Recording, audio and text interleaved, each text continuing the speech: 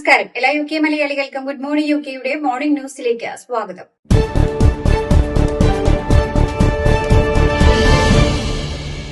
Indian വംശജനായ വരുൺ ചന്ദ്രയെ യുഎസിലേക്കുള്ള ട്രേഡ് ആൻഡ് ഇൻവെസ്റ്റ്മെന്റ് സ്പെഷ്യൽ എൻവോയിയായി നിയമിച്ചു. യുണൈറ്റഡ് സ്റ്റേറ്റ്സുമായുള്ള വ്യാപാര നിക്ഷേപ ബന്ധങ്ങൾ കൂടുതൽ ശക്തിപ്പെടുത്തുന്നതിനായി പ്രധാനമന്ത്രിയാണ് വരുൺ ചന്ദ്രയെ നിയമിച്ചത്. പ്രത്യേക ദൂതൻ എന്ന നിലയിൽ യുഎസിൽ യുകെയുടെ സാമ്പത്തിക താൽപര്യങ്ങൾ മുന്നോട്ട് കൊണ്ടുപോകുന്നതിനും ഇരു രാജ്യങ്ങളിലുമുള്ള വ്യാപാര നിക്ഷേപ അവസരങ്ങൾ വികസിപ്പിക്കുന്നതിനുമായി സർക്കാർ തലത്തിൽ ഏകോപിത പ്രവർത്തനങ്ങൾക്ക് വരുൺ ചന്ദ്ര നേതൃത്വം നൽകും.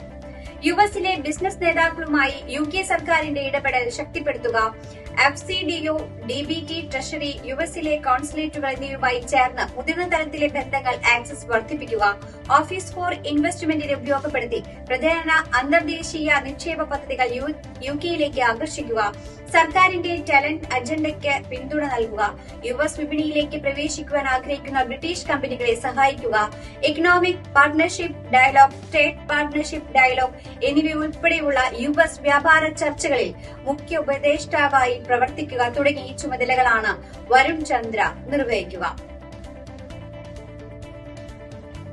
ചൈന സന്ദർശനത്തിൽ പ്രധാനമന്ത്രിക്കൊപ്പം ധനമന്ത്രി റേച്ചൽ റീവ്സും പങ്കെടുക്കുമെന്ന് റിപ്പോർട്ടുകൾ. യുകെ സാമ്പത്തിക വ്യവസ്ഥ ശക്തിപ്പെടുത്തുവാനുള്ള നീക്കങ്ങളുടെ ഭാഗമായി ലോകത്തിലെ രണ്ടാമത്തെ വലിയ സമ്പദ് വ്യവസ്ഥയായ ചൈനയുമായുള്ള ബന്ധങ്ങൾ കൂടുതൽ ശക്തിപ്പെടുത്തുവാനുള്ള യുകെയുടെ ശ്രമങ്ങളുടെ ഭാഗമായാണ് ഈ നീക്കം.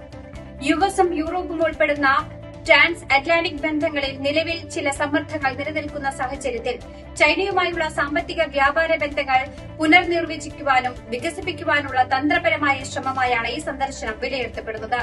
ഷാമർ റീവ്സ് നേതൃത്വത്തിലുള്ള പ്രതിനിധി സംഘം ചൈനീസ് ഭരണകൂടത്തിലെ മുതിർന്ന നേതാക്കളുമായും ബിസിനസ് രംഗത്തെ പ്രമുഖരുമായും ചർച്ചകൾ നടത്തും.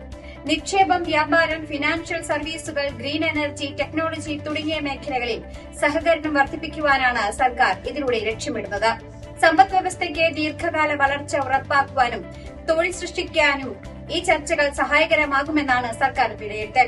അതേസമയം മനുഷ്യാവകാശം, സുരക്ഷാ ആശങ്കകൾ, ആഗോള വ്യാപാര നിയമങ്ങൾ തുടങ്ങിയ വിഷയങ്ങളിൽ യുകെയുടെ നിലപാടുകളിൽ വിട്ടുവീഴ്ച ഉണ്ടാവുകയില്ലെന്ന് സർക്കാർ വൃത്തങ്ങൾ വ്യക്തമാക്കി. ഊർജ്ജ ബിൽ കുറയ്ക്കുവാൻ സോളാർ ഗ്രീൻ ടെക് പദ്ധതിയുമായി സർക്കാർ. യുകെയിലെ വീടുകളിൽ ഊർജ്ജ ബില്ലിൽ കുറവ് വരുത്തുന്നതിനായി സോളാർ പാനലുകളും മറ്റ് ഗ്രീൻ സാങ്കേതിക വിദ്യകളും സ്ഥാപിക്കുവാൻ 15 ബില്യൺ പൌണ്ട് നീക്കിവച്ചതായി സർക്കാർ പ്രഖ്യാപിച്ചു.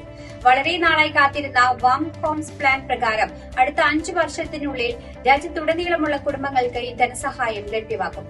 ഇതോടൊപ്പം തന്നെ വാടക വീടുകാർക്ക് പുതിയ അവകാശങ്ങൾ ഉറപ്പാക്കുന്ന പദ്ധതികളും ഉറപ്പാക്കും.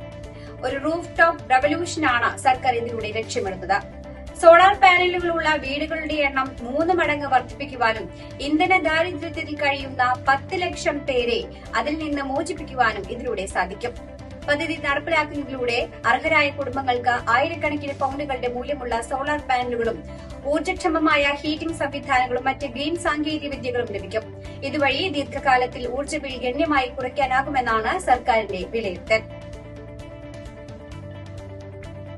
15 വയസ്സുകാരനെ കുത്തിക്കൊലപ്പെടുത്തിയ കേസിൽ 2 കൌമാരക്കാരെ പോലീസ് അറസ്റ്റ് ചെയ്തു.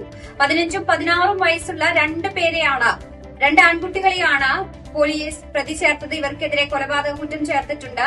പ്രായപൂർത്തിയാകാത്തവരുടെ പേരുകൾ പുറത്തുവിട്ടിട്ടില്ല. കൊലപാതകത്തിനൊപ്പം കവർച്ചയ്ക്ക് ഗൂഢാലോചന നടത്തിയെന്നും കത്തി പോലുള്ള മൂർച്ചയുള്ള ആയുധം കൈവശം വെച്ചതുമാണ് ഇവർക്കെതിരെ ചുമത്തിയിരിക്കുന്ന മറ്റു കുറ്റങ്ങൾ.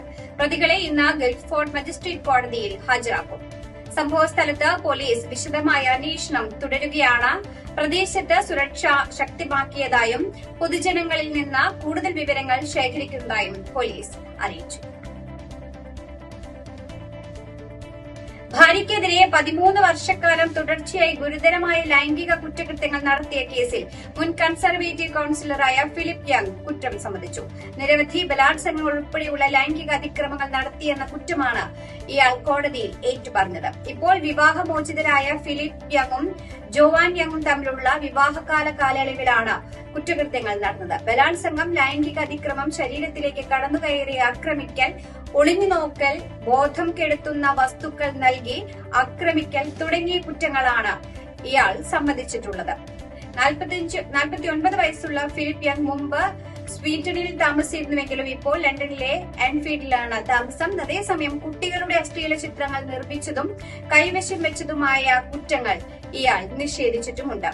2007 മുതൽ 2010 വരെ Philip Young Swindon borough council conservative കൌൺസിലറായി ആണ് പ്രവർത്തിച്ചിട്ടുള്ളത്. 2024 ഇയാൾ അറസ്റ്റിലായത്. അതേ വർഷം തന്നെയാണ് ദമ്പതികൾ വിവാഹമോചനം നേടിയത്. യുകെയിൽ മലയാളി മെഡിക്കൽ വിദ്യാർത്ഥി അന്തരിച്ചു. 23 വയസ്സുള്ള സ്റ്റെഫാൻ വർഗീസ് ആണ് അപ്രതീക്ഷിതമായി മരണപ്പെട്ടത്. ഹൃദയാഘാതമാണ് മരണകാരണം എന്നാണ് പ്രാഥമിക നിഗമനം. താമസ സ്ഥലത്ത് ലാപ്ടോപ്പിന് മുന്നിൽ കസേരയിൽ ഇരിക്കുന്ന നിലയിലാണ് മൃതദേഹം കണ്ടെത്തിയത്. മൃതദേഹം ഇപ്പോൾ തുടർ നടപടികൾക്കായി മോർച്ചറിയിൽ സൂക്ഷിച്ചിരിക്കുകയാണ്. ലെസ്റ്റർ യൂണിവേഴ്സിറ്റിയിലെ മെഡിക്കൽ വിദ്യാർത്ഥിയായ സ്റ്റെഫാൻ പ്ലേസ്മെന്റിന്റെ ഭാഗമായി കഴിഞ്ഞ ഒരു മാസമായി പീറ്റർബറോയിൽ താമസിച്ചു വരികയായിരുന്നു. ഏതാനും ആഴ്ച കൂടി കഴിഞ്ഞാൽ ഡോക്ടർ ആകേണ്ടിയിരുന്ന സ്റ്റെഫാന്റെ അപ്രതീക്ഷിത വേർപാടിൽ ാണ് കുടുംബാംഗങ്ങളും പ്രാദേശിക മലയാളി സമൂഹവും.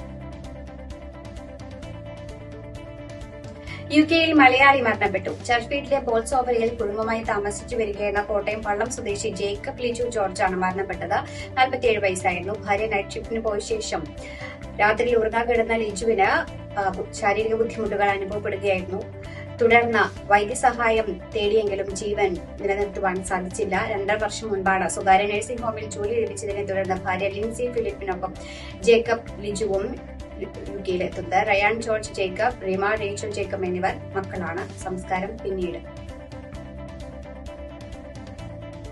അതിവേഗ റെയിൽ പാതയ്ക്കുള്ള ഓഫീസ് പൊന്നാനിയിൽ സജ്ജമെന്ന DMRC മുൻ മുഖ്യ ഉപദേഷ്ടാവ് ഇ ശ്രീധരൻ. അതിവേഗ റെയിൽവേയുമായി ബന്ധപ്പെട്ട സമയം കളയാനില്ലെന്നും 2-ാം തീയതി ഓഫീസ് തുറക്കും. 15 ദിവസത്തിനകം പദ്ധതിയുടെ പ്രഖ്യാപനമുണ്ടാകും. റെയിൽവേയുടെ നിർദ്ദേശപ്രകാരം മുന്നോട്ട് പോകുവാനാണ് തീരുമാനമെന്നും ഇ ശ്രീധരൻ പറഞ്ഞു. പാലക്കാട് വാർത്താ സമ്മേളനത്തിൽ സംസാരിക്കുകയായിരുന്നു അദ്ദേഹം. രക്തസാക്ഷി ഫണ്ട് തട്ടിപ്പ് വെളിപ്പെടുത്തൽ നടത്തിയ CPM ജില്ലാ കമ്മിറ്റി അംഗം വി കുഞ്ഞികൃഷ്ണന്റെ നടപടി പാർട്ടിയെ തകർക്കലാണെന്ന് CPM നേതാക്കൾ. തെറ്റുപറ്റിയാൽ പാർട്ടിയെ തിരുത്തുവാനുള്ള മാർഗം ഇതല്ലെന്നും എലിയെ പിടിക്കാൻ ഇല്ലം ചുടുന്നത് പോലെയുള്ള സമീപനമാണിതെന്നും MP ജയരാജനും KK രാഗേഷും മാധ്യമങ്ങളോട് പ്രതികരിച്ചു. പാർട്ടി കമ്മിറ്റിയിൽ ഉണ്ടായിരുന്നപ്പോഴാണ് 2 റിപ്പോർട്ടുകളും പാർട്ടി ചർച്ച ചെയ്ത് നിലപാടെടുത്തതെന്ന് MP ജയരാജൻ പറഞ്ഞു. ഇതോടുകൂടി വാർത്താ ബുള്ളറ്റിൻ ഇവിടെ അവസാനിക്കുകയാണ്. എല്ലാ പ്രേക്ഷകർക്കും നല്ലൊരു ദിനം ആശംസിക്കുന്നു. കൂടുതൽ വാർത്തകളുമായി നാളെ കണ്ടുമുട്ടാം. എല്ലാവർക്കും നന്ദി, നമസ്കാരം.